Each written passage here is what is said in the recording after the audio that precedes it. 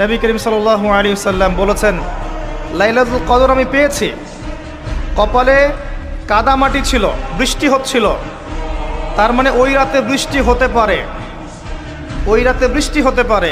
লাইলাতুল কদরের আলামত রাতের বেলা বৃষ্টি হতে পারে। বৃষ্টি হয়েছে, তিনি নামাজ পড়েছেন, কপালের মধ্যে কাদা লেগেছিল, তিনি বের হয়েছেন, সাহাবীদেরকে বলবেন কোন রাতটা লাইলাতুল কদর, আজকের রাতটা লাইলাতুল কদর, এটা বলতে বের হয়েছেন। বের হয়ে দেখছেন দুজন মুসলিম আপোষে ঝগড়া করছে। লিসেন টু মি, দুজন মুসলিম আপোষে ঝগড়া করছে। আমরা বলি না যে মুসলিমদের মাঝে ইখতিলাফগুলো রহমত, আমরা বলি না? দুজন মুসলিম আপোষে ঝগড়া করছে। এই কাজটার কারণে আল্লাহ রাব্বুল আলামিন নবী সাল্লাল্লাহু আলাইহি ওয়াসাল্লামের হৃদয় থেকে এই কথাটাকে তুলে নিলেন। তিনি আর বললেন না এক্স্যাক্টলি কোন রাতে লাইলাতুল কদর ছিল, তিনি বলতেই বেরিয়েছিলেন যে কোন রাতে লাইলাতুল কদর ছিল। আমাদের ইখতিলাফের কারণে আমরা সেই নির্দিষ্ট রাতটাকে হারিয়ে ফেলেছি। তবে এর মধ্যেই খায়ের আছে, এর মধ্যেই কল্যাণ আছে। আরবিতে একটা প্রবাদ আছে, কুল্লু শার ইউজাদু ফিহিল খায়র, প্রত্যেকটা অকল্যাণের পিছনেই কোনো না কোনো কল্যাণ আছে। নির্দিষ্ট করে বলে দিলে আমরা বাকি রাতগুলো জাগতাম না। নবী সাল্লাল্লাহু আলাইহি ওয়াসাল্লাম এখন বললেন যে আমাকে ভুলিয়ে দেওয়া হয়েছে কোন রাত, তোমাদের ঝগড়ার কারণে, অতএব তোমরা শেষ দশকের বিজোড় রাতগুলোকে তালাশ করো। শেষ দশকের বিজোড় রাত বলতে 21-এর রাত, 23-এর রাত, 25, 27, 29, এই 5টা রাতের যে কোনো একটা লাইলাতুল কদর। এই রাতে ইবাদত করলে এত নেকি হচ্ছে, কারণটা কি? রাত আর দিন কি ডিফারেন্ট কিছু? প্রত্যেক রাতেই কিন্তু আল্লাহ পাক প্রথম আসমানে নেমে আসেন, প্রত্যেক রাতে, শুধু শবে বরাতের রাতে নয়, শুধু নিসফে শাবানের রাতে নয়, কিন্তু প্রত্যেক রাতেই আল্লাহ পাক প্রথম আসমানে নেমে আসেন।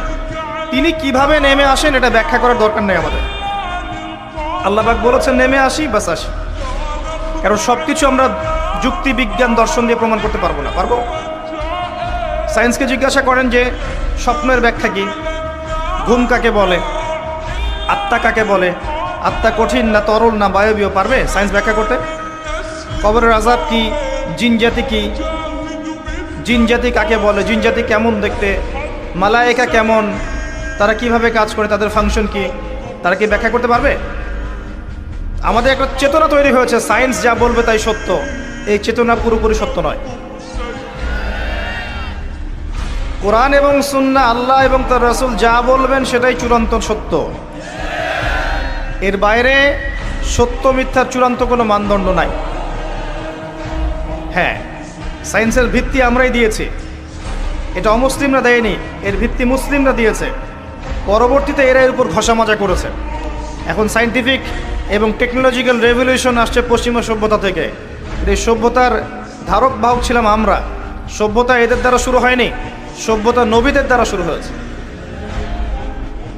তো সব কিছু সায়েন্স দিয়ে ব্যাখ্যা করা যাবে এমন নয়, কারণ সায়েন্সের সীমাবদ্ধতা আছে, আল্লাহর জ্ঞানের কোনো সীমাবদ্ধতা নাই। তো আল্লাহ নেমে আসেন, ব্যাস নেমে আসেন।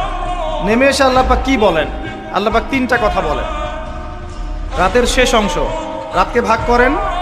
যদি 6টার সময় রাত শুরু হয়, রাত কিন্তু রাত 12টায় শুরু হয় না, সূর্য ডুবে গেলেই রাত শুরু হয়, এটাই ইসলাম। এখন 6টা থেকে আপনি এই 5টা পর্যন্ত সময়টাকে 3 ভাগে ভাগ করেন।